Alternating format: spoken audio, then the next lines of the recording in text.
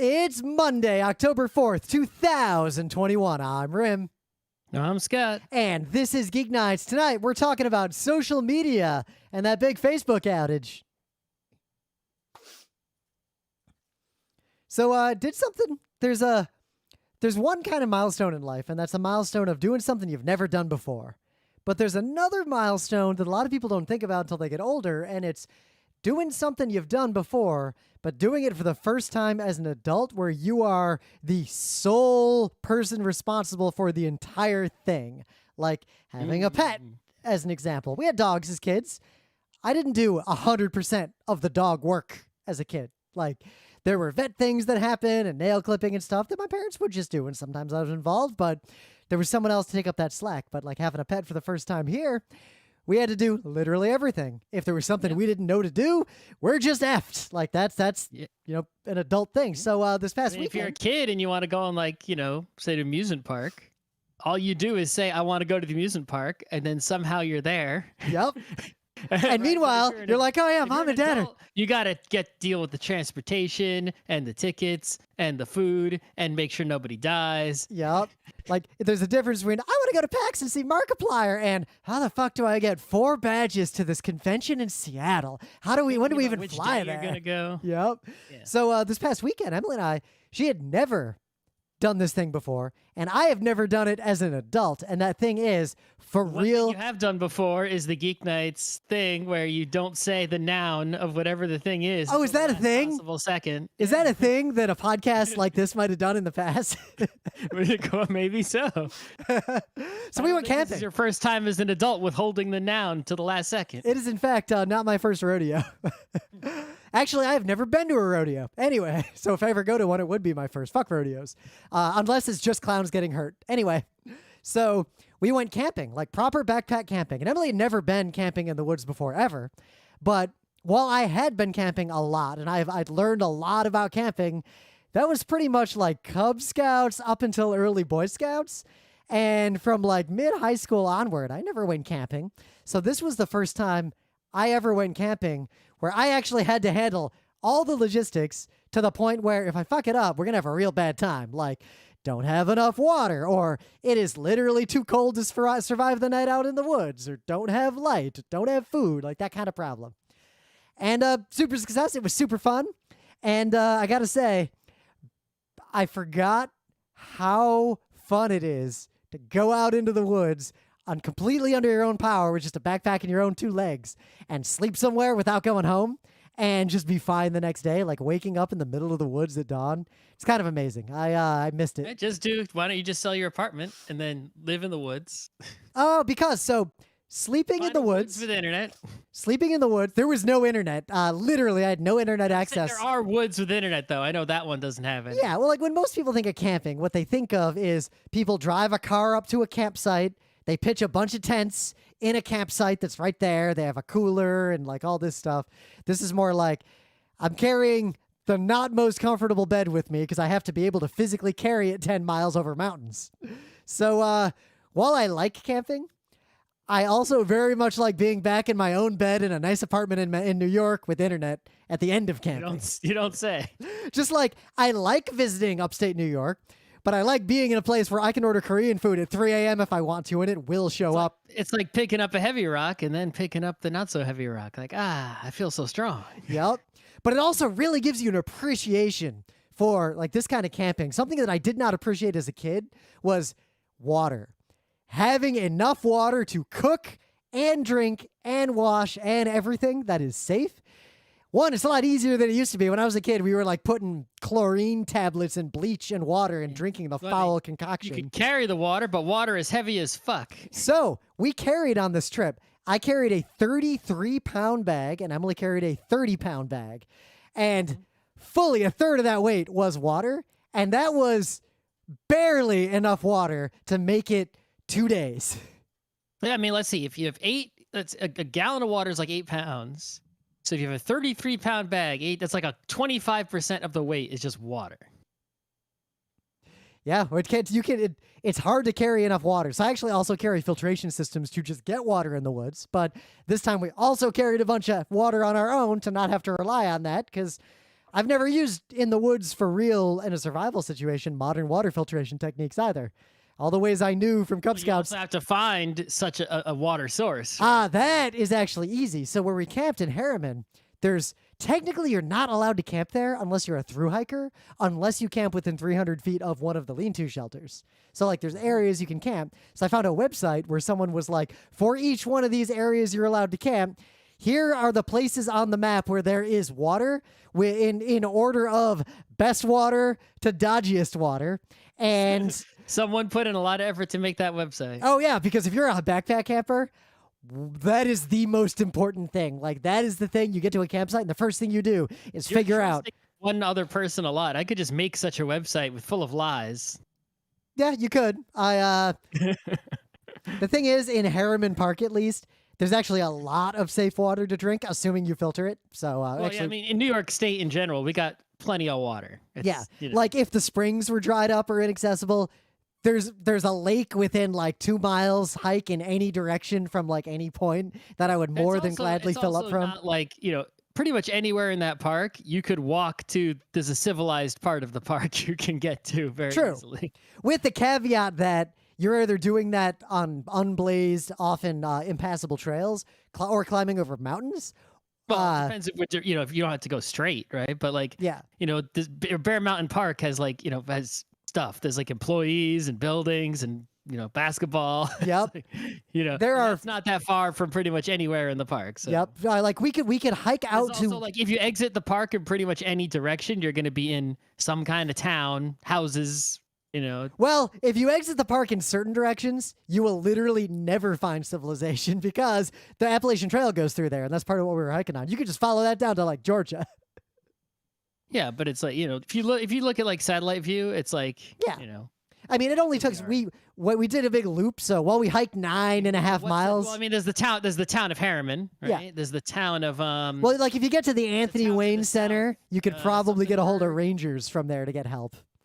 There's something Berg on the south that Yeah. hike through. The south would be too far to hike to. But anyway. It depends which part you're in. Yeah, we were at a part where we hiked about 10 miles to get to the campsite over multiple mountains. But there was a continuing route that was only like 5 more miles that would get us back to where the car was. So we about 5 miles was the maximum we would have had to hike to get help if we actually ran into trouble. But hiking in the dark is extremely dangerous and difficult if you've never done it before. I've done it. I might have on the last 2 Australia trips ago had to climb out of a gorge in the middle of the night in the pitch black. It took me a couple hours to get out of there. The sun comes out. No, I was more willing to just climb out rather than wait, considering where I was and the fact that I didn't have a shelter. Anyway, it was a super fun time. So there's the news. There's a big news. If you didn't notice, with the full disclosure, I didn't notice until some people told me. And even in my Twitter feed, no one was really talking about it until people started making fun of it. Until everyone, no one was talking about it until everyone was talking about it. Yep. Of course. Facebook is just That's how fucking... things happen. Yep. Before the thing happens, no one talks about it. Then the thing happens, then everyone talks. But when the thing happened, I still didn't see people talk about it right away because for whatever reason, the people in my feed seem to not use Facebook. So the first indication I saw that something was wrong with Facebook was not someone saying, oh shit, Facebook is down, or even Facebook trending. It was someone tweeting, ha ha ha, fuck Facebook, they're fucked now. And I was like, what? Is this about the whistleblower? And then I discovered, oh no, there's like 3 Facebook news happening. The whistleblower's been news all week. They're still down. It's oh yeah, Facebook might not come up anytime soon, actually. See how many hours. It hasn't been, maybe it's 10 something, maybe it went down, I want to say. Yep. There might be approaching 8 hours by now, I'm guessing. So here's the news, and this is like breaking now, like Dateline 5:43 p.m. Eastern Time on October 4th. We don't know a lot more than you do, but basically, Facebook made some change internally. Well, you listening in the future probably know way more than we do. Yep, now. Which will be really funny. I love, like during the election cycle, like after every election, I love to go back and listen to pundits to see how fucking wrong they were about everything once we actually know what went down. Well, and if you hear someone who's fucking right, be like, whoa. Yep. Who is that person? Let's make sure. Case in point, though, make sure that person is right at least 3 times before you elevate them too much. Otherwise, you get a Nate Silver situation. They got to be right multiple times. So yeah, Facebook went down. The best indication we have right now as to the root cause is an error that Facebook made in an obscure part of the internet that I'm going to try to describe succinctly, because I am ostensibly well versed in this, but I'll give you a bunch of caveats in a minute. But a thing that determines how traffic gets routed over the internet itself, like core internet infrastructure. Facebook fucked something up so badly that they basically told the entire world they don't exist. And that seems to be the state of it. Facebook has disappeared. If you try to get packets routed to an IP address on Facebook's network, the internet is like, there's no route there. And when Scott says the internet, he means the internet with a capital I, the entire internet. The routers at your internet service provider and all the other internet service providers and all the switches and all the everything around the whole world are like, yeah, there's no such place. Like it's like you just get it, it's like if you send a letter somewhere and it comes back like, yep. No such address. I think the analogy I gave it another Discord, but I'm going to repeat it here because this is the best way I can describe this. Imagine if I called everyone I knew on the phone and said, yo, if you ever get a call from this number again, it's not me. Do not trust it. Also, never call me again. This is no longer my phone number. So now, okay, I've done that.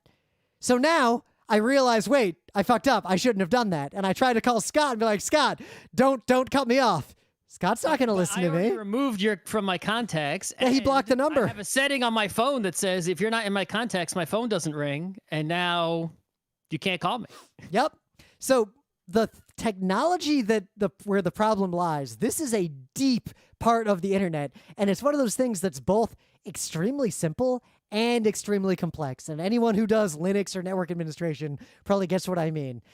BGP, Border Gateway Protocol, I think is what it stands for. I'm going off of like circa. Border Gateway Protocol is one of those things that you've heard of it, but you don't know it. Only a few people know it, and then I learned it at RIT. Like I had to learn it fluently and be able to do a job where that's your job. I could have. What's wrong at Facebook? So when I was younger, now fuck no.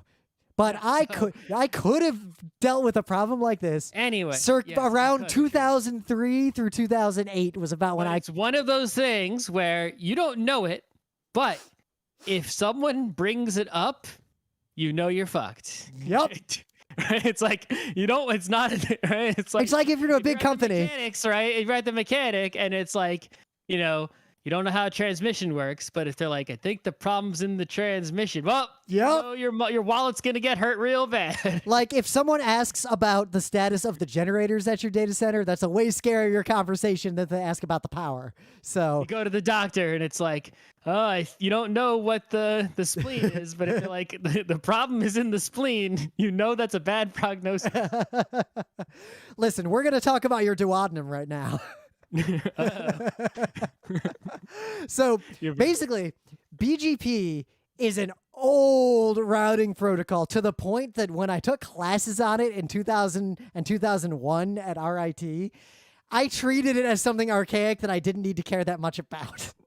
It was also extremely simplistic. Most people, including myself, who have a working understanding of BGP, have only ever used it practically in toy networks or inside of networks that they have a lot of control over. BGP actually has two different ways it works. It's used internally within your network for your routers to basically agree on how to route packets to any arbitrary IP address that they get told about. And this is literally how the entire routing table of like your entire network gets formed. There are often other routing protocols that are used within that system with or without BGP helping, and it gets complicated. But eBGP is how your entire network tells the rest of the world that it exists. And the big reason this is a big deal is that the protocol is actually extremely complicated to the point that, in my experience, in a large network or a network where you don't control all the nodes, it is hard to predict the outcome of a particular change you might make to the actual behavior of the network. I mean, the rules like you put in a BGP configuration are actually pretty simple. They basically boil down to things like this quality level of connection with is available for any traffic routed to IPs in this range, and for all that traffic, these are all the ways you could possibly route packets that could get to that network eventually. Mm-hmm.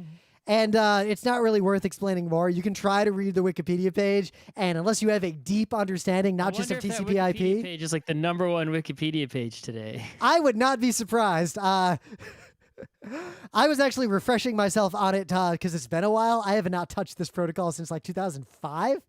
So yeah, Facebook's in deep shit. This is not the DNS outage everyone thought it was originally. Because it just so happens their DNS is behind their routing, so you couldn't reach their DNS. But you could reach the Instagram DNS. Instagram apparently has their DNS on Oz still, which shows even the biggest companies like Facebook don't have their shit together in terms of unification.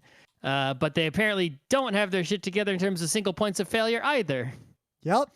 But it is shocking that Facebook is down so hard right now and has been for so long, partly because Facebook is both hugely important to a huge percentage of like people in industrialized nations and a lot of non-industrialized or industrializing nations, especially outside of the US, where in some cases it is the sole way a lot of people talk to each other. But in the US, there's an interesting dichotomy between people who rely heavily on Facebook and people who avoid Facebook at all costs. Well, there's a lot going on there, right? So we always talk about antitrust. So here's a problem, is that by allowing, computer companies to combine so many things together and under one roof, whether that's a physical roof or a company roof or whatever, you now put too many eggs in one basket. And this is a good argument why we shouldn't have allowed Facebook to, get Instagram and because if and WhatsApp and all these other things. If they hadn't, then only one of the things would be down and not all three. Yep. And right? Facebook, unlike say SMS, things like SMS, there are governments that force those things to keep working, and there's a lot more engineering due diligence. SMS outage would be similarly catastrophic. Right. And guess what? There are rarely SMS outages. Right. Well, here's the thing, right? So if Facebook, we don't care that Facebook is down, right? We don't like Facebook, but, we don't like WhatsApp and Instagram that much either. But WhatsApp especially is like an essential communication mechanism for a lot of people, especially people with like foreign relatives or certain countries. WhatsApp is like the #1 way to communicate in certain countries. So if you're in those countries or know anyone in those countries that you communicate with often, your basic communication has been cut off, right? Like you can't talk to your relatives in India, for example. Like you just don't know what's up with them right now. Oh, just now, the Facebook website is reachable again. Wow! Literally just now. I've been refreshing it off and on. Loading for me, but whatever. It just loaded for me. It's doing something. Just now. I'm getting a white page. It's slowly coming. I can't log in to check because I don't have a Facebook account. It worked. It's just really slow. Anyway. Damn it! I was hoping it would stay down. Anyway. Yep. Well, that's sad. But regardless, that's a shame. So the argument is A, antitrust, of course, but B, even if WhatsApp was its own company still, just completely standalone, if it reaches the point where it's such an essential communication mechanism, it should be nationalized. It should be nationalized ideally, but if not, it should at least be regulated as a utility because it's essential. Yep. Right. But here's the other problem is it's an international utility. It's not a single nation utility, which make things complicated. Is there even a precedent for regulating an international utility? There absolutely are precedents and treaties and lots of ways to regulate international services. It just takes a very, very long time. And often those things get blocked entirely by, frankly, countries like the United States that try to prevent regulation of tech companies that it cares about. Yeah, well, and there's also certain countries are always going to do something weird, right? It's Yep. So there's a lot going on here, and it's interesting. Facebook is finally coming back online, it looks like, which I guess is good for the people who rely on it.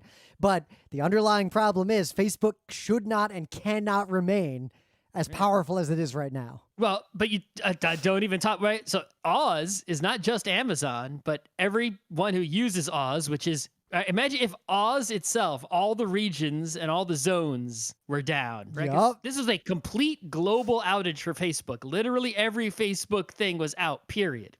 So Amazon Web Services, you think that won't happen because they have so many regions and zones and all this stuff going on that only some of it could possibly be down at once. And it's never all gone down at once. But is it possible that they could fuck up similarly and have all of Oz go down?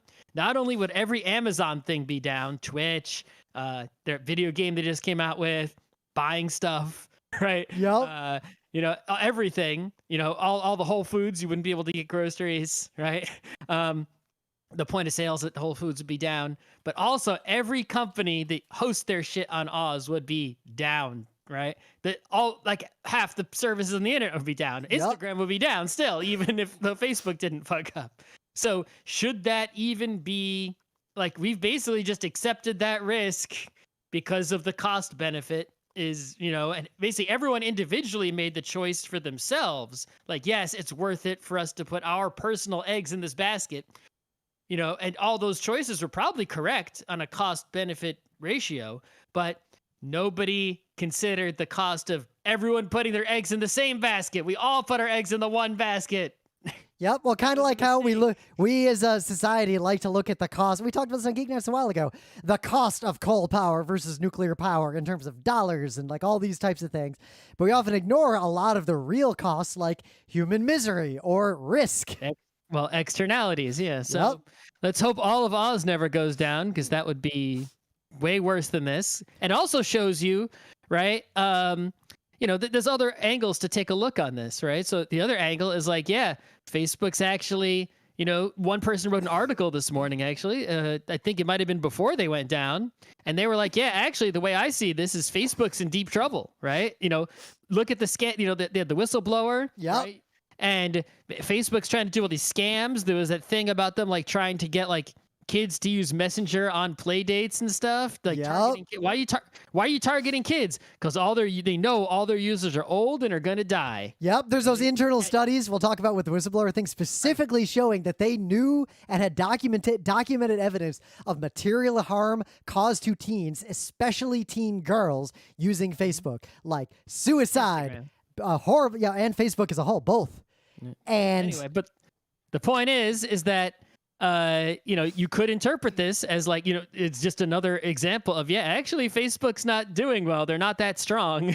The other tech companies look a lot stronger when you put them side by side. Yep. And you wonder if part of it is because I know for a fact Facebook is trying to hire a lot of people recently, because I've had the recruiters coming after me a bunch, and recruiters trying to recruit on their behalf. And then I find out it's Facebook and I tell them to go away. I know a bunch of people who have quit jobs in capital markets relatively recently to go work at Facebook. And I would wonder and suspect, but again, do not know. I am not defaming any particular company or anything here. But wonder if they're losing a lot of good people. Wonder if people are leaving Facebook and the talent pool inside is weaker. That can be the kind of thing that leads to an outage like this. Well, the funny thing I said that no one else, I think I said it first because I didn't steal it from anyone else, was, Facebook contributed to the global pandemic being worse than it could have been. The pandemic, in turn, caused Facebook to have employees working from home and not at the data center. And then something went wrong at the data center and there weren't employees there to fix it. And for this particular problem, they needed to actually be where the computers are because they couldn't reach them over the internet. Yep. So even funnier, we know based on people destroyed itself in this way. Based on Facebook people hurt the back end part. They reported that internally, pretty much everything was down. Like the company couldn't do anything. People couldn't email each other. They couldn't open conference rooms in some situations. There's a bunch of reporting. Yeah, well, that's what happens when you have, everything powered by the net. Every single thing you have requires a network connection, which is why, and I see people doing this, right? Is people get their smart homes with their Nest thermostats or whatever, right? It's like I get as few network dependent devices as possible, right? Any device I get is does this need to connect to the network? No, then it's not going to. Yep. Right? The only things that connect to the network are computers and Nintendo Switch that needs to download games, phones, tablets, which are basically computers. I was about to say those are just computers. Just compute. Nothing else I have connects to the internet or any kind of internet. I got one Sonos device that connects to the internet to stream music. I wouldn't get an internet-connected fridge. Nope. If I did, I would not connect it to the internet. To get like an automated programmable fridge that has a computer in it, if I could, but I would never connect to the internet. I would just, program the fridge. Yep. So we'll see what fallout there is from all this, but it is fascinating that this literally happened on the day that America was waking up to all the reporting on the whistleblower for Facebook going public, the 60 Minutes episode airing, and everyone's just starting to talk about this Facebook problem. And then suddenly Facebook is down globally. Yep. All right. So really tiny news. This research group, they came up with this algorithm/software tool. And the goal of the tool is to find out who really owns a company, because, a lot of countries, they have these laws where, you can have a shell company and then another company owns a thing and then there's a subsidiary and all that kind of, nonsense, offshore this. But the countries themselves do have databases full of all the registered companies, right? The information is there. The data is available.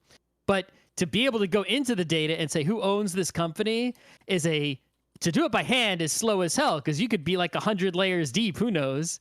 And to do it with the existing algorithms was also, they weren't that efficient. So they came up with a new algorithm called something. I don't know. They gave it a name, like something icon, I guess. Alpha icon. I don't know.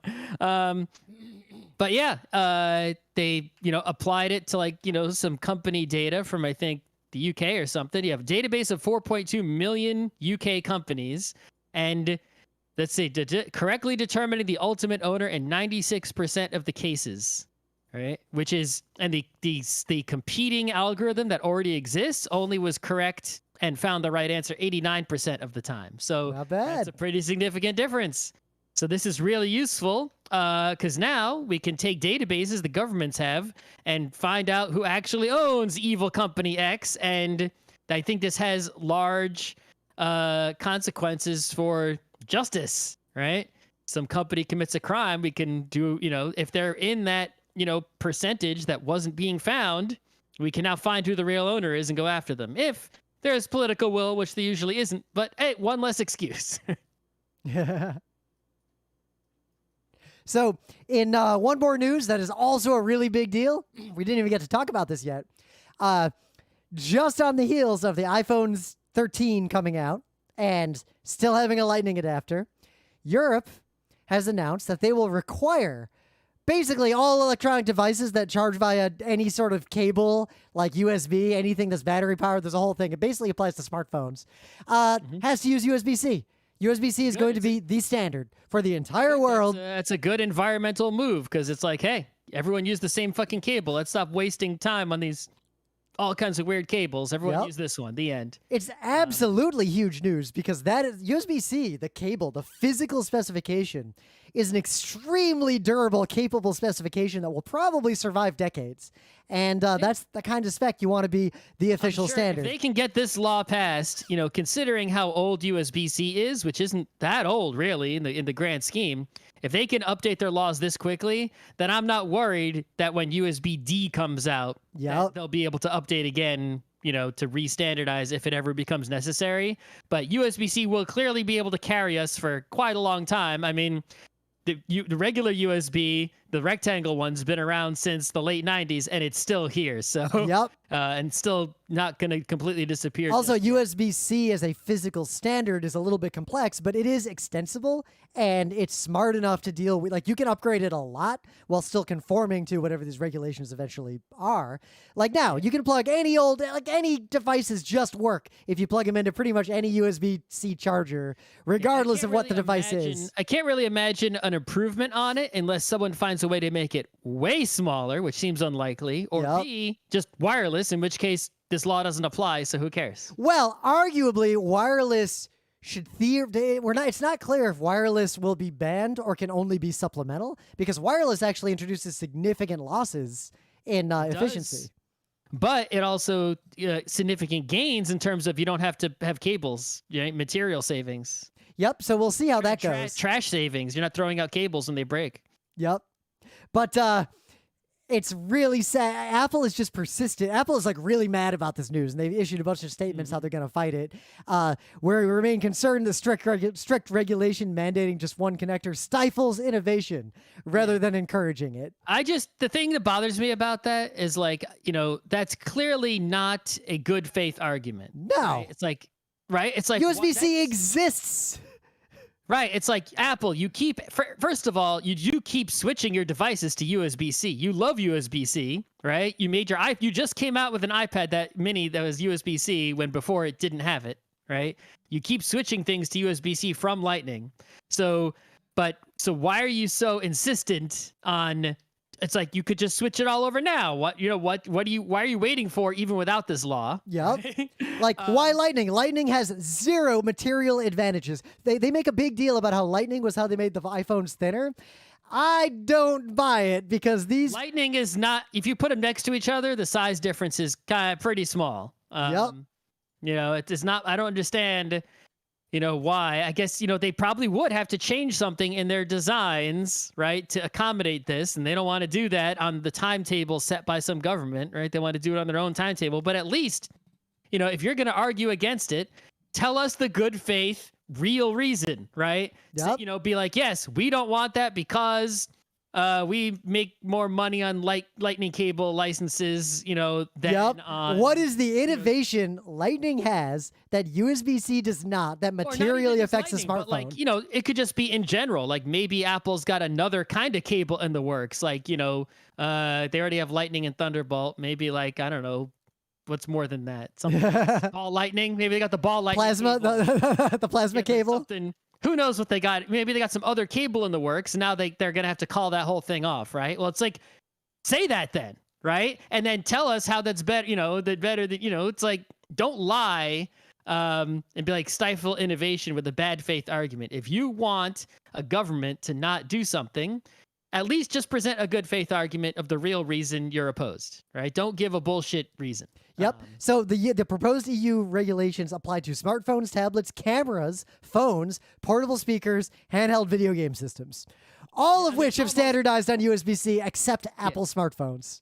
Yeah, I mean, all of those things are not even a problem. Every camera now has USB-C. Yeah. So, yeah. So I wonder how Apple's going to react to this. I feel like the directions they're going to go are either... They're already moving everything to USB-C. If they're forced to, they'll either A, stop selling for a short time, B, move up their timetable, right? Who knows? They got enough money, they can fucking deal with it, right? I can see them trying to go to completely wireless and then the EU having to regulate that away. They'll fight the government and then they'll see what happens, win or lose, and then... At least what I'm excited about most is that it's the European government, which can move a lot faster than the US government, and it's a market that's too big for Apple to just ignore. So they're going to have to deal with it one way or another. You just bought an iPhone and now you have a lightning cable. I know. I just bought like 4 lightning cables to put in all the places. You just use the wireless part, though. I guess I could, but that does charge slower and is less efficient. That's true. Yeah, I'll talk about my iPhone because I switched. The hardware is good other than that stupid lightning cable, but I'll talk about that another time. No, I mean, lightning cable would be fine if lightning could have been USB-C. There's no, it just wasn't. Yeah. Because Apple, right? Yeah. All right, anyway. It's just inverted, basically, right? The pins, it's on the inside and the pins stick out as opposed to a ring with the pins. And lightning has a bunch of features that arguably you could just do with USB-C. You could do every feature that they're almost equivalent. I just think Lightning doesn't have like the high speed, high power modes. All right. But anyway, things of the day. So this is a Twitter thread a while ago, like not even that long ago. People were making there was a photo making the rounds at a hardware store somewhere, and it was a porcelain toilet, but the porcelain toilet was in the shape of a skull, like a big it skull. Cool. I thought 50-50 it was photoshopped, but whatever. Yep, but it was real, cool. and it was just a thing. Like, all right, the skoilet. So this Twitter thread, someone decided not just to track this thing down and figure out what it is, because apparently there is a whole world of skull toilets. There are multiple companies that compete in the skull-specific aesthetic of a toilet industry. It is part of a luxury industry. This rabbit hole. The people who have the skull toilets are not showing them off Yep. at all because we haven't seen them on the internet prominently until now. Yep. So this person's like, wait, here's Skull Pot, one of the companies that makes If all there's sorts enough of skull companies toilets. making skull toilets that it's a competitive market, there should be a lot of them out there. And the people who have them, I guess, are secretive people. So the other big one in France, there's a company, it's not clear what the company is, but the toilet they make is called the Water Throne, and it is designed to look like a floating black skull. Awesome. And the eyes light up when you open the lid. Maybe we just haven't seen it because we're not on French internet. Maybe not. These seem to be primarily of interest in Europe and the Middle East and basically everywhere but the US.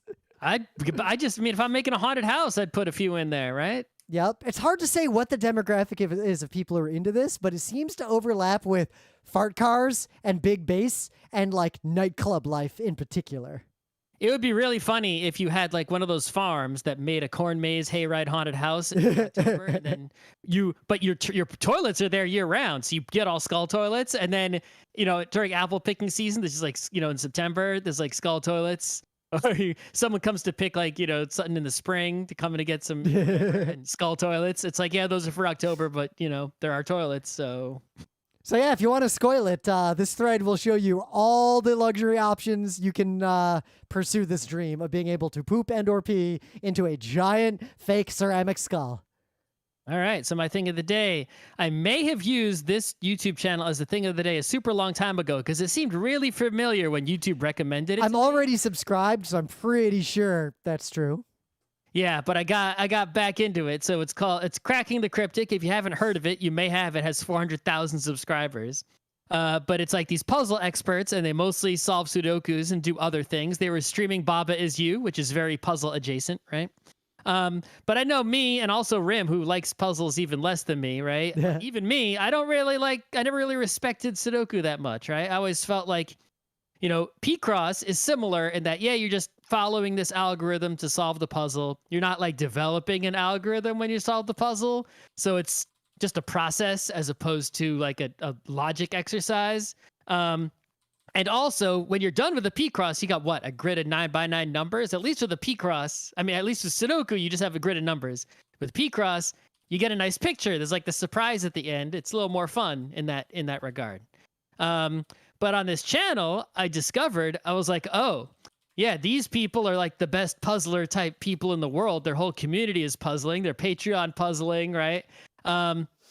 It's sort of like lock-picking lawyer, right? He picks a lock every day. They solve a Sudoku every day, right? Same kind of deal. But regular old Sudoku is not enough for them, clearly, right?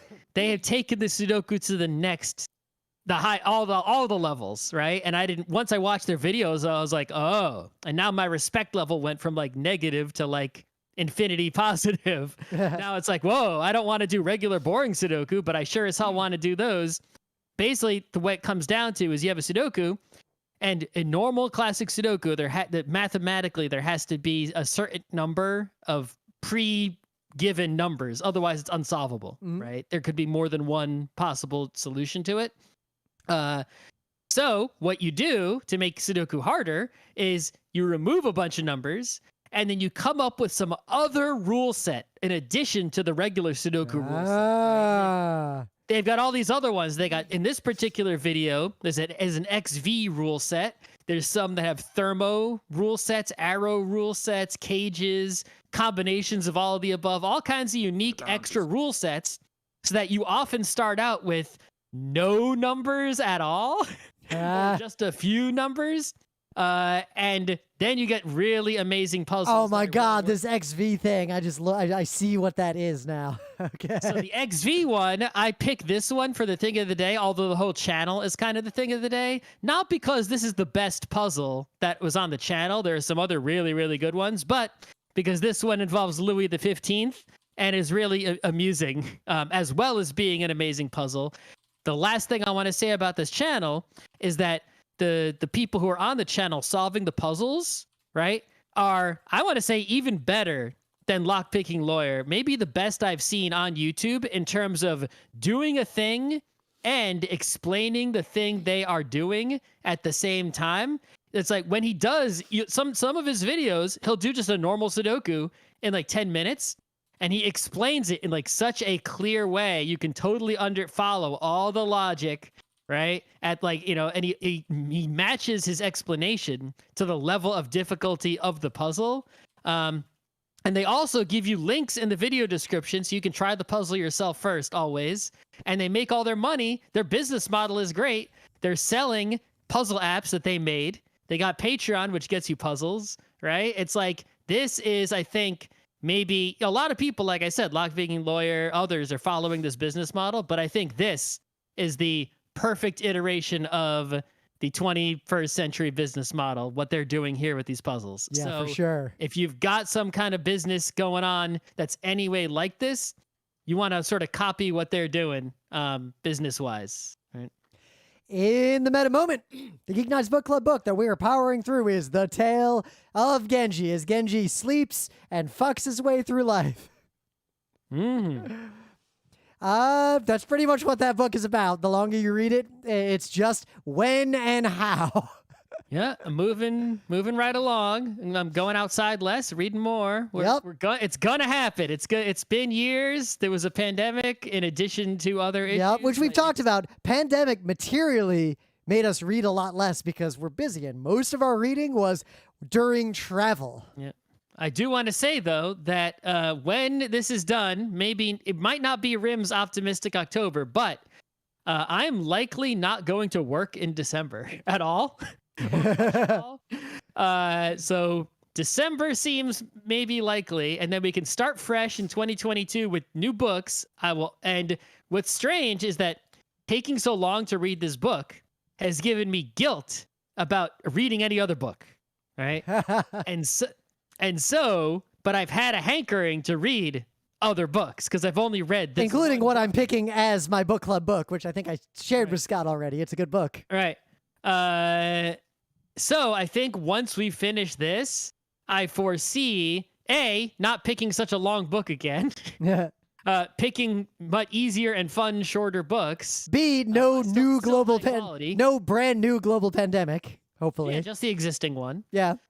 So I foresee basically a rapid uptake in book club books, many of them, and then eventually we'll get back to, not that the rate was ever high, but the number of, book club books per month of Geek Nights, the rate will get back to where it was, will regress to the mean. But also don't forget, the entire book club is just online, like the episodes where we talked about the books, the full talk, even the forum threads. So you can pick any old book from the whole run of the book club up to this point. Yeah, if you haven't read some of the old book club books, you can go back and listen to the episodes. They're timeless. And we 100% support necromancy in our forum. So if you read, Player of Games, go find a forum thread. And if it's so old, it's only in the old forum, just make a brand new forum thread and keep the conversation going.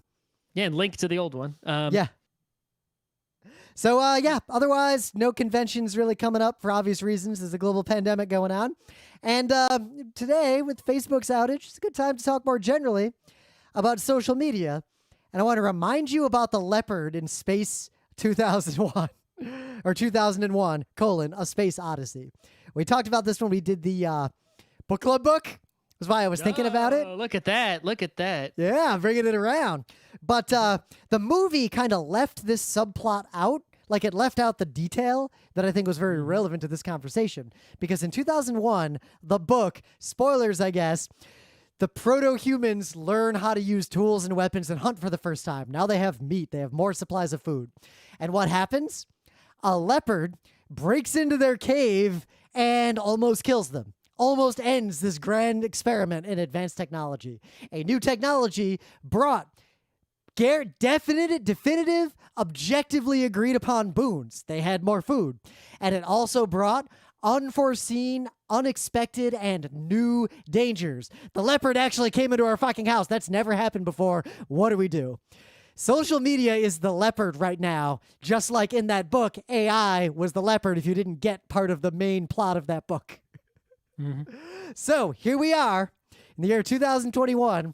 It is very hard for anyone in the world to say that social media has been primarily a positive impact, especially even just on American society. Yeah, it's been a mixed bag, right? So the narrative that I see, because I lived through all of it, literally all of it. We used Orkut, the first one. I'm qualified to say what the fuck happened because I was there the whole time, paying attention the whole time. Is that, in the 20th century, right? Well, I guess starting with the printing press, you finally had the ability to disseminate information widely, right? And not just by word of mouth, and not just to a few wealthy. Well, even with the printing press, still just literate people, but eventually a lot of people were literate. It slowly democratized. It slowly expanded. It became ubiquitous. You had your radio, your TV, all kinds of stuff. But even with all that in the 20th century, most of the 20th century, the ability to broadcast information widely was in the hands of a few, and it was still, even though there was freedom of speech, right? You needed in order to broadcast your speech loudly, you needed a bigger megaphone, which cost money and was regulated and centrally controlled to some extent, right? You could have like a local radio, but it's like, that's still, right? And while there were people locally, there were people doing these things, they were very much niche, like public access television, early live streams that were using like not off the shelf, semi-bespoke technology. Like all these things were possible. Zines, someone copying their own VHS tapes, someone making mixtapes on cassettes, right? But you couldn't, it was very hard to get wide distribution, like without, say, a record deal and a giant company prints a bunch of records for you, right? So in the late 90s, we got the internet, and finally, absolutely anybody, all you needed was a computer and an internet connection, which was much lower bar, could broadcast information and make it available to the whole world. But it was still difficult to do. You had to have specialized knowledge. Even a GeoCities page or a MySpace page, right, took some amount of skill and knowledge and effort and, something you want, right? You have to imagine when we were in high school, kids would like teach each other HTML because they were like, I'm going to make a website and post my thing. And that was like secret knowledge that would be passed around. I'm talking like 8th, 9th, 10th grade for us. Yep. You can make a podcast, but who the hell was going to listen to it? Yep. You can make a video of yourself, but it was just hosted on a web server and someone would have to find it and then download it. Moog recorded his Mega TF rant that only people who are in that one forum heard. Yep. So social media, right, was basically, hey, we're going to basically do the GeoCities thing, only make it way easier. Facebook and whatnot, these things are actually kind of old. Facebook came out when I was in college still. But at the time, you could only really use it with a big old desktop computer. You had to know how to use it. You couldn't do it wherever. Maybe a laptop you could use it with, maybe at the time. Wi-Fi was a thing then. Yeah, okay. Sort of. I remember I couldn't afford a laptop. When I was in college, laptops were still pretty expensive to the point that I didn't have one, but other people did. People had, Power Mac G4. If I was on the other side of campus and I wanted to get a hold of someone, we didn't even all have cell phones yet back then. I would have to go to a lab, log into like AIM, and hope that whoever I wanted to talk to was also sitting at a computer, logged into AIM. Right. So, and there were news groups and forums and BBSs and all those things, that were effectively social media of some kind, but they were only accessible to people who put in effort, right? There were email forward newsletter things, all kinds of stuff. But their reach was still not that large. It was people with the means and the desire to seek them out and get with them. So even though there were plenty with lots of misinformation and other bad things going on, it wasn't en masse, right? It wasn't affecting all of society. Yep. Then the mobile phone came out, the smartphone, right? The regular mobile phone had been around. And Twitter originally, the original Twitter, their idea, because smartphones weren't a thing, was that it was SMS powered. It would be an SMS thing. Like you would tweet, you would send a text message to tweet to everyone who was following you, and they would get a text message. So you basically group texting, and then you would be getting all these group texts from one phone number, but everyone you followed, every time they texted, you would just get a text. That was the original Twitter. They thought it would be powered entirely by SMS, and it wasn't. It was thanks to basically not just the iPhone, but the iPhone 3G. When they added the App Store, they could have a Twitter app, and then that's when they said, okay, the SMS started to fade, and it was just app-based social networking. Yep. And back then, like, I didn't even use Twitter, but social media. It took me a little while to use it. And I guess we have to just like there's early relative to most people. But we're at this point now where there are very different kinds of social media, and I almost don't want to talk as much today about like YouTube, Twitch style live streaming compared to like the social media that's mostly built around a person's actual identity, like social media as in Twitter, Facebook, those kinds of equivalents, where all of your communication is around an identity that most people, tie to their real person. Like not as much a brand. It's like Facebook is you on the internet, not me, because I don't have a Facebook account. And I remember when Orkut first appeared. It actually was the first social network like that. It predated Facebook, and it was new. I remember Scott and I and all of our friends were in college, and Orkut debuted in like January of 2005, 4? I think it was 4. And we were like, wait, what? So I can just have my identity online, tag all my friends, and now we can have groups and share information and like share photo albums and all this stuff all into one place. Hell yeah, sign me up. And it was awesome for like 6 weeks. And then spam appeared on it out of nowhere. And then the platform just collapsed almost immediately.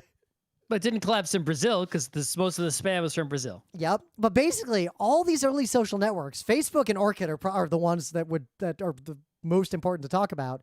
They were both made without any thought as to how people would actually use these platforms when they were used by a wide range of people as opposed to a very small number of people. Well, I mean, Facebook's original goal was just like, hey, let's date college. Let's get college people to fuck, right? It's like, that was the goal of that. It was college. When I saw Facebook for the first time, I think even when I made my account, it was like you could only sign up with an edu email address from a college. Yep. You had to be a college student. Otherwise, you just weren't even allowed on Facebook, right? It wasn't open to the public. And I thought, well, I already have an Orkut. Why would I use Facebook? Right. And then there was, the Orkut was just like, hey, we're just making this fun thing so you can have fun with people, either gathering with people or people around a particular interest with this fun little user interface, right? Like MySpace, when they make those things, they didn't have a goal in mind. It was just sort of like, hey, this is a fun application. Yep. Right? Let's chat with people, right? Let's do stuff. So fast forward, what we learned from these networks mostly was that they did work okay without any guardrails or controls, as long as the communities and interactions within them were still very relatively segregated.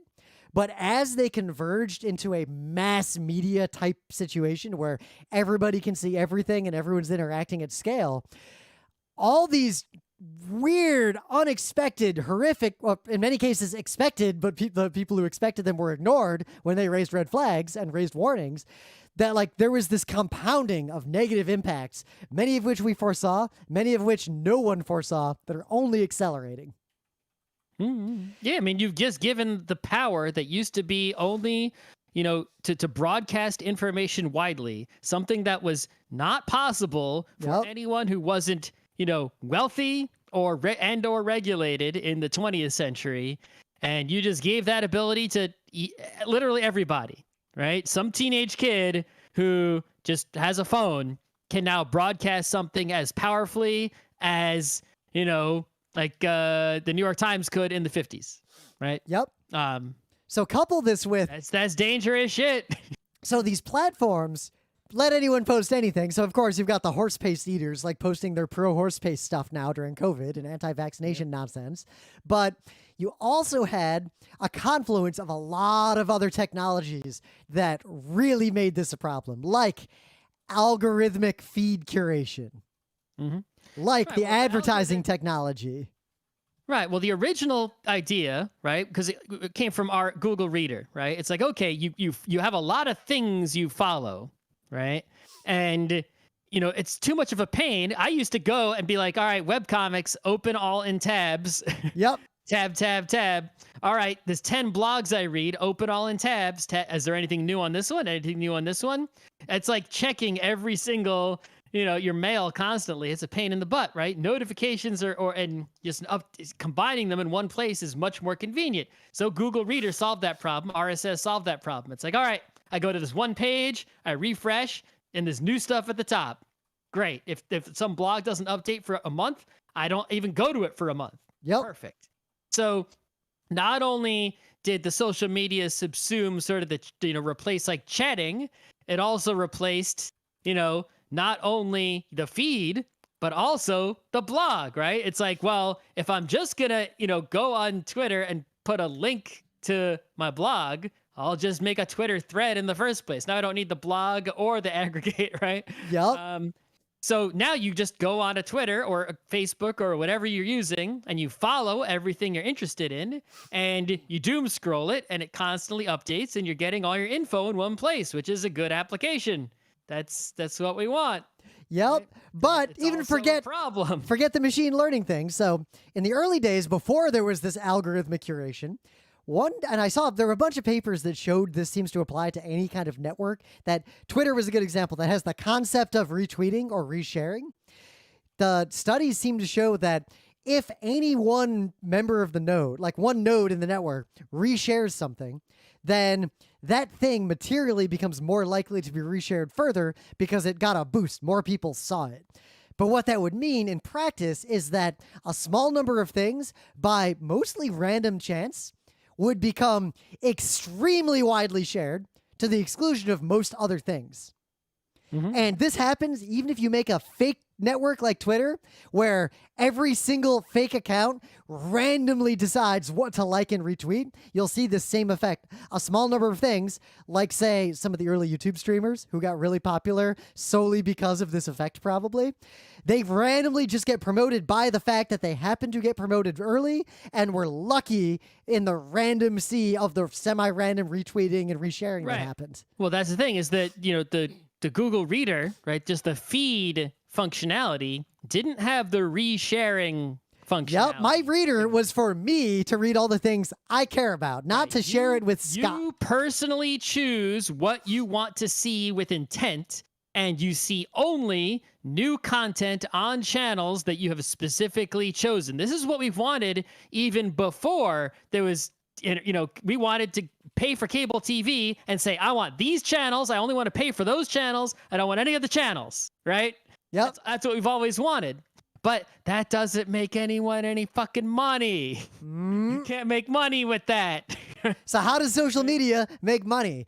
By pretty much selling your data or selling ads. That's mostly it. Yeah. Well, the thing is, right, is that even if you made what I suggested, right, you only follow things, most people wouldn't follow that many things, right? Nope. People would follow their family and friends. And if your family and friends aren't big time, posters, you're not going to get a lot of content.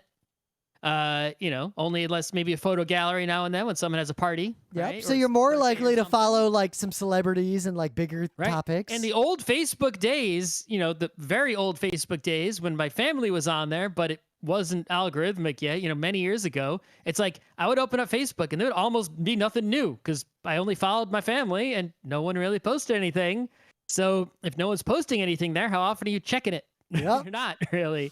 And most people, so maybe you have a couple things you're interested in. How often are those posting new content? Maybe you have, maybe you like metal and you follow like 5 metal bands. How often does a metal band's album come out? How much are they posting on there? And if one of them starts posting too much, right? Like maybe of the 5 metal bands, 4 of them post when they have a new album and they're promoting it. Okay, cool.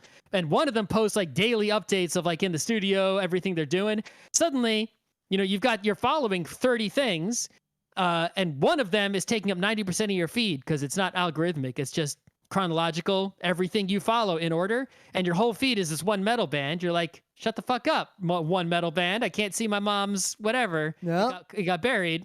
So you unfollow that, right? And so that's that scenario of what happens when you only have things you follow in reverse chronological order is not a lot of activity, people unfollowing things that are too active.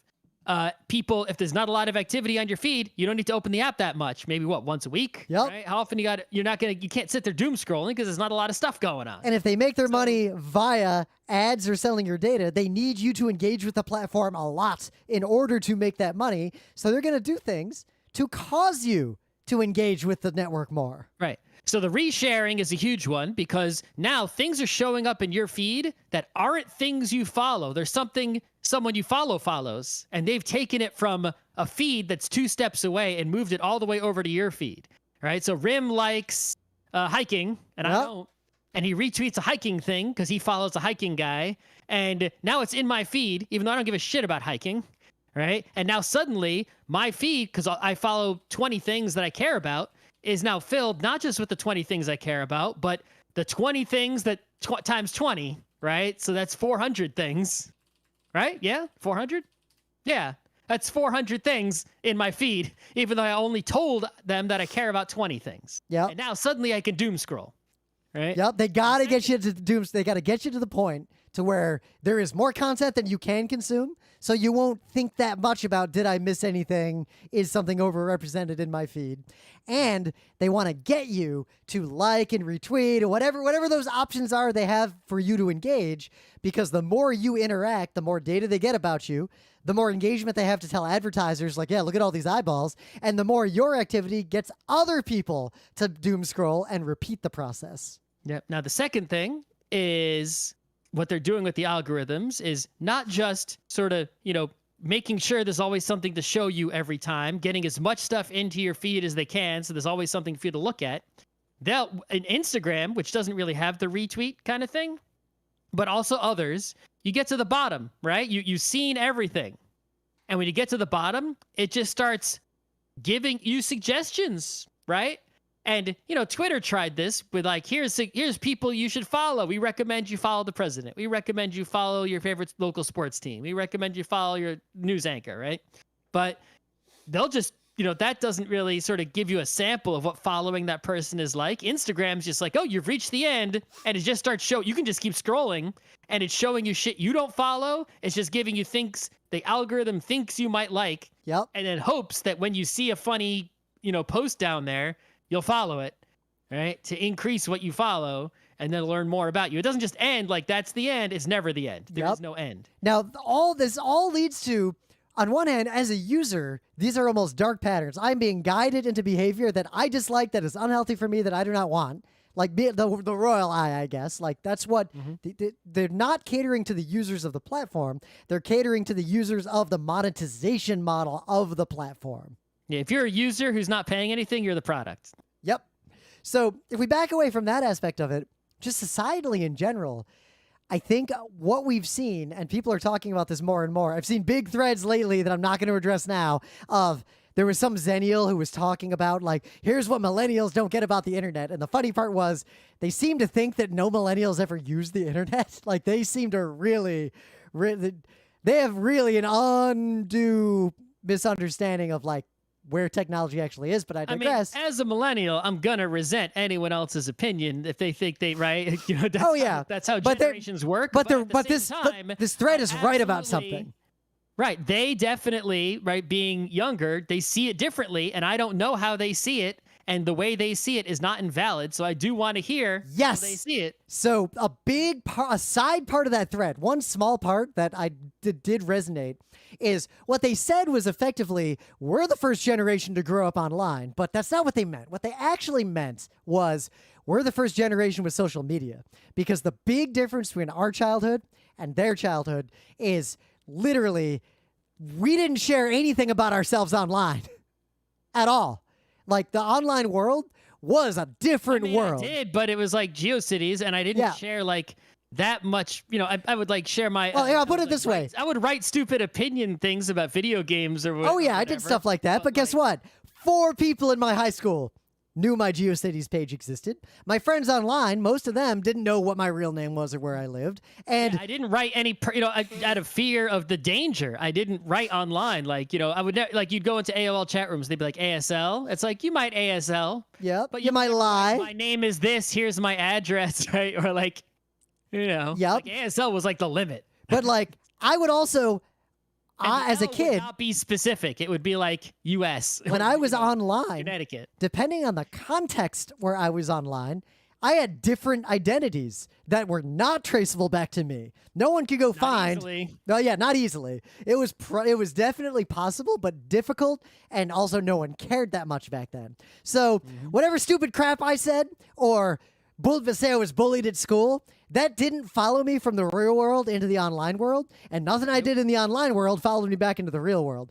That is not true for the generation after us. The online world is right in their face, even if they're offline, and anything they do offline follows them online. They can't escape from it. Twitter came out in 2007, right? If you're 13, you could be tweeting right now, and Twitter is older than you. I already graduated college. I already was at my second major job by then.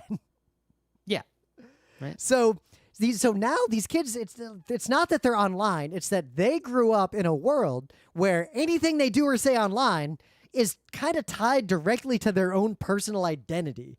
That they're pressured to share things online to not be left out of the way society functions. And the consequences of this have been terrifying and drastic and very difficult to understand so far.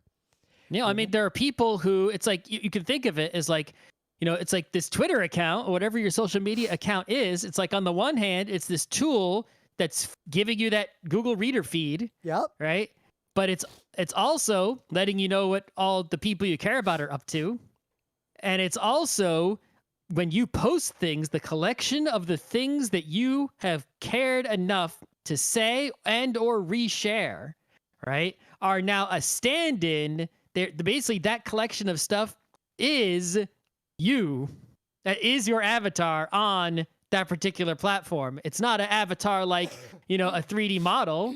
It's an avatar. It's a whole feed of tweets. Yeah. If someone comes and reads that, they're getting an image of you based on that, right? There was a Rim and like a Necromancer 14 and a Mephistopheles who had Final Fantasy 5, all these different personas that were like avatars that were out there. Now there's Rim Twitter. That is just a Rim that's out there. People know that's Rim. That Rim Twitter is just there for everyone to interact with and see forever. It has some relation to the real Rim, but it's not the real Rim. It's, Yep. Right? But it's a lot closer to the real Rim. You can't tell it's a lot harder to tell when that one's lying, at least. Yep. But it's also a lot closer to the real Rim than anything I ever did online before 2005 was. Yep. So that aspect of it is interesting, and we can't go too much longer, else it's going to be too long a show. If you don't post anything, then there is no presence of you on the internet, which could be advantageous. But it's also disadvantageous in that, it's sort of like a non-person. Well, like, I'll say this. The game designers I am friends or acquaintances with who use Twitter, I talk to a lot and am very aware of what they're working on, even if we're just like mutuals or whatever. Game designers who don't post a lot on Twitter, unless I go read an essay, I have no idea what the hell they're up to. Right. Well, it's not just that, but like, you don't know... If you have two friends, right, and they're both close friends from school because you're some kid, and doesn't matter how much you post. Well, maybe you post a lot, okay, and you have another friend who posts a lot, and the second friend doesn't post a lot. You spend time in person together, so you're pretty close, but you're going to be closer with the other person who posts a lot because you have this whole not only are your real selves interacting, your internet selves are interacting. Oh, my friends who don't use Discords, each other, you know more about each other, right? Yeah, anyone I know who's not engaged with all the online social media I use, I just talk to way less in my life. Full stop. I even talk to my dad less than my mom because my mom's more online than my dad. Like, that happens. Yeah, it's like I have friends who I care about a great deal, but who just aren't online as much. And I'm like, is that person still alive? I don't know what they're up to, right? I don't know what they're, doing these days. Unless I talk to them old school style, I have to make an effort. or if they happen to reach out once in a while, right? It's just like a mystery. But then the friends, even friends who I barely interacted with in real life, maybe like a convention friend. Well, like Daryl Surratt. Like I talked to him a lot online. I haven't seen him in person since like 2013. Right. Some convention friend who happens to be more active on the same social activities as me and have mutual follows, right? So, I know what they're up to. I grow closer to them, because we're both active. Yep. So when you're not active, you become, right, like you're not as connected. But if that's your only human connection, right, then you can get in like this dark world of loneliness where you're only having these sort of superficial internet human connections. Or even worse, parasocial internet relationships. Yeah, as opposed to actual ones, right? Like, say, okay, your two actual friends follow each other on Facebook and message all the time. Okay, but now but if you're really, your only people you follow are celebrity type people, Twitch streamers, who knows what, right? So webcomic artists, and you follow and tweet at them and not anyone else, right? And you're getting this sort of, substitute human interaction that way. Yeah. That's real bad. Oh, that was the perfect opportunity to use one of my favorite words, airsats. So airsats human interaction. But the last piece of all this, airsats human interaction is actually kind of what I want to get into. This is the broader, I think the fundamental thing, and I might be wrong. This is my personal opinion. You may even disagree. I don't think we've talked about this much. I think one of the primary problems with social media right now, aside from the fundamental problems of capitalism, is that because social media is one big platform or a series of effectively one big platforms all next to each other, all conversations are decontextualized from communities and now have to weather the storm of every fucko online having an opinion about some random thing you said.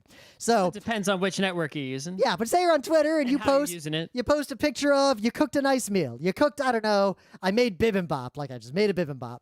You'll get people comes up and you'll get a vegan who comes in and says, "Hey, that's unethical." You'll get someone who says that cooking that food is appropriative at face value. You'll get someone who says you cooked it wrong. You'll get someone who says you cooked it right. You'll get someone who says, well, you're not talking about this other kind of food. Are you racist? You'll get all this stuff decontextualized from the conversation you would have about that same topic among a group of people who have at least passing familiarity with each other and a passing marginal sense of good faith among those people, which is why I think a lot of younger people have backed away from a lot of social media networks and are increasingly going into walled off communities in Discords where forums used to be. Because then that's like social media where you have a community that itself is talking about topics tends to behave very differently from social media where you have the world talking about topics publicly. Mm-hmm. I don't have a lot of opinions on that about what to do about it or where to go next or anything. I hate the fact that forums disappeared and got replaced by Discord because it doesn't solve the same problem. Well, but there's subreddits are forums. But subreddits are still public in that the community is about the topic. Our forum's public. Yeah. I think our forum was for a long time until forums started to decline and a lot of the cool people left and we brought them back via Discord. Our old GeekNights forum was an example of a community that is a generic community that is ostensibly on one thing, but then has other conversations in the context of that community as opposed to having conversations free of all context or conversations with the sole context of the specific topic. Neither of those two other ways, I think, produce productive conversations online today. Also the small community doesn't give you with the small communities, nobody has this power of extreme broadcast. Yep. If the whole internet world is divided into a bunch of Discord servers and like that, or subreddits, it's like you can't post. Maybe there's a big subreddit, but like you can't post something onto every single subreddit at once. The way you can tweet to the whole world. Now, of course, you tweet. Not everyone's following you. Yeah. But there's that retweet that can happen.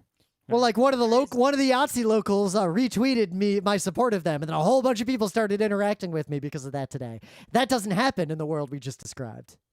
Right. But what does happen then is you have a network of I know something, Say we have some conclusion about some political thing in our little like sharded off community. Each of us are in multiple communities. We talk about that in those other communities, and you have a more traditional grassroots spreading of information. Yeah, but there are downsides to that as also, right? So let's say you're in the tech community, right? And it's like, okay, you're the big thing you work on is database stuff. So you're in the Postgres community big time, right? But you happen to code in Rust, that Rust language, right? But you're not like into Rust. It's just the language you use. So you're not like in the Rust community. But like if all those communities are like really strongly separated, which they kind of are a little bit, but there are also like tech news feeds that are just like, fire hoses of everything going on in the world of tech, right? So you're finding out about all this other stuff going on, right? Like if there's a new language, you would never hear about it if you're only in the Postgres community, right? Yep. So you sort of, sometimes you need that worldwide broadcast aggregation, because even though it's giving you a bunch of crap, it's also, if you were in little silos, if you're in many silos, that increases your odds, but you're just not going to get some of those golden nuggets that are only in the giant fire hose feed. Yep. So what does your society do? I don't know. Social media is more dangerous than most people anticipated. It's under mostly the control of very large corporations that do not have your interest at heart. Governments have a capitalist interest at heart. Yep. Governments have almost no interest in doing anything about any of this. I think there is some interest in some governments, but not enough political will. Yep. And meanwhile, the governments who are taking the most actions are actually doing the opposite and suppressing very good conversation that happens to be critical of their regimes. Mm-hmm. Yeah, so I think that, number one, the ability for anyone, literally anyone, to broadcast information very, very widely, especially dangerous information, right? I personally think needs to be regulated despite freedom of speech. And also, I know that the law doesn't agree with this. Shut up, all you lawyers. I know. But, I personally feel that under the existing idea of shouting fire in a crowded theater, right? A lot of things that if you tweet something, right? That's the same as crowded theater. It's the same as shouting. And if it's a lie and it's a dangerous lie, that seems to meet the criteria in the book. Oh yeah, I agree. I would argue that commercial speech is not free and should be heavily regulated, which already eliminates like a third of the problems with social media. Because, like the horse paste stuff, you know where that came from? People selling the fucking horse paste. Commerce, not free speech anymore. You can also argue that, since your tweet is being used for commercial purposes by Twitter, that even though you tweeted it because Twitter is using it for commerce, it's therefore commercial speech. I don't know. The legal arguments I don't care about. I'm just saying in principle, right? I think there should be regulation of speech that is broadcast so widely that it could be dangerous. There needs to be regulation on that. I don't care about free speech purism in that case. Two, hate speech. I'm not saying put someone in jail because they're racist. I'm saying stop them from saying things that are broadcast widely if those things are dangerous lies. Yep. Like case in point, all this COVID stuff. Right. Two, essential communication mechanisms, like we said during the news. Right? If something is so big, it becomes an essential communication mechanism. The only way my family can talk is with WhatsApp. That needs to be nationalized or at least regulated as a utility. It shouldn't be something run by a company with a capitalist interest. Right? If we need Twitter to get the news, then Twitter needs to be at least regulated to the point that, like, the FCC regulated the news on television. Right? Yep. And for you, that alone goes a really long way. And how about for you, like day to day? My only advice to you out there, like using social media, is really simple. Block any account that even looks at you crosswise and never regret it. Like, that is probably the single most important thing you can do for whatever social media platform you use. You got a racist uncle, block them. Just block them and walk away from their Facebook interactions. You got a friend who's eating the horse paste, block them. And if you do that, social media will be a lot less toxic for you personally. Yeah. If you go to Reddit, Reddit's a shithole. But you know what I do? You make an account, and then you unsubscribe from every single Reddit that's on there. So you get a blank homepage, and then you subscribe only to the Reddits that you really care about. You're really into K-pop? Okay, Reddit K-pop, right? Yep. I really like BTS. All right, well, there's a Reddit BTS. You can get that one in there too. And then you really like Minecraft, so get the Reddit Minecraft. That's it. Stop. Right? As soon as you're done with things you care about, don't add any more, right? Minimize. These days... What the fuck? There might be breaking news about Taiwan, but keep going. Uh-oh. There's some All shit going down. We'll check that after we're done with the show. Taiwan is preparing for a potential war with China after a series of increasingly aggressive military actions. Yep. What else? That's breaking news right now. TBD on what's going on there. I'm going to do some reading after the show. It's because Facebook went down. They couldn't, the communications broke down. So yeah, just to end the show before there is a war, World War III or whatever. I hope that's not a prescient end to a podcast. Yeah, I hope not. I hope this news is not nearly as big as what my feed is implying right now. Yeah, well, feeds exaggerating a lot, right? There was a lot of hoo-ha that was wrong about the Facebook thing today in the feed, if you believed everything you read, right? So, but yeah, I recommend, unfollowing. I've only been unfollowing lately and not adding new follows. I've been unsubscribing and not adding subscriptions. Yep. Every time my Twitter feed gets too long for me to just read all of it, with obvious exceptions, like if I'm in the woods for a weekend or something, I just start unfollowing people until I can read the whole thing. My current criteria is basically like, let's say I'm following something like a Gundam account, right? I like Gunplas, I like Gundams, and I have a bunch up there behind me, but like, how often do I really build those? How into it am I? It's not my top 5 geekeries even, right? I'm not into it that much. So unfollow it, right? I don't need a constant feed of Gundam stuff. I'm not that into it. I like it once in a while, but bicycle stuff, on the other hand, is like one of my top 2, maybe top 3 at worst, right? Maybe even number 1. But a lot of bicycle stuff, I was following it. Okay, good. But it wasn't, it's like, was it helping me? Was it bettering my life? It's like, I already have all the bicycle equipment I need. I don't need to be sold anything. Yep. And there's nothing for me to learn. I'm not trying to be a pro cyclist. I don't need bike coaching, right? Or I don't care about fitness nonsense. So like none of the bike information feeds had anything to offer me. They weren't bettering my cycling. I didn't need any more stuff. So I just unfollowed like almost every bicycle thing except for the ones that are like fuck cars. Now, one thing I will do, I need to fuck cars. in the destroy them sense, not in the planes online internet poisoning sense. I hope. Senses, but regardless, right? Depends on the car. You strongly just go through all your things. I've been doing this, like I'm gonna do it for like my 3rd time, and just really cut back big time. Right? But too, as an aside there, when there's an emergent event, like right now, the IATSE strike that's coming, or like when the Black Lives Matter marches in New York, we're like constantly organizing, like on a daily basis, I will often follow a lot of activists or people related to something I'm trying to help with or interact with during a crisis or an incident, and then I'll unfollow them later or curate that feedback down later. Like right now, I followed all the IATSE locals because I really want to stay on top of the strike that they voted to approve actually today. That's other big news we didn't get to talk about. To the point that the words breaking news are trending on Twitter because of all this shit that's happening today.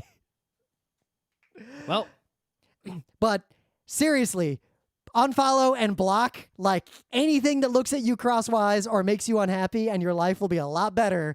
And we as a society are going to need decades to sort out whether or not humans are capable of using social media safely. I'm going to stop the show there because this Taiwan thing looks pretty bad. I don't see anything on anything. All right, so here's what I see. There's a press conference from this morning. China sent 52 aircraft into Taiwan's air defense zone not too long ago. Taiwan on Google News. China sent 52 whatever. Taiwan has engaged all their anti-aircraft stuff and have started deploying troops. This is not even like on the front page. I know. Let's see. Facebook is like the #1 item still. The Hill has Taiwan an article. is preparing for potential. Taiwan is making they're basically doing the equivalent. That the plain article is on CNN. If you go to the homepage of CNN, it's not. Oh, there it is. It's hidden under world, and it's like the fourth item under world. So it looks like the Kabul are beating that. So it looks like basically the real news right now is just Taiwan's equivalent of DEF CON. They went one more aggressive than they've ever done before. I mean, I'll put this up equal to like the North Korea shoots rocket into the water news. It's a step worse than that, but it's not an imminent shooting war or anything. Yeah, I don't think so. Taiwan has invoked their mutual defense treaty with Australia and is now requesting intelligence sharing to begin. Okay. They issued a warning to China a couple hours ago, warning them that if they attack, that they will suffer tremendously from Taiwan's response. Like, what attack are they going to do? You just want to blow it up? You just blow up Taiwan? That's not going to help you. Yeah. What's that going to do? It's hard to say what China would do other than air superiority to then say that they control the sea around Taiwan and start fishing it.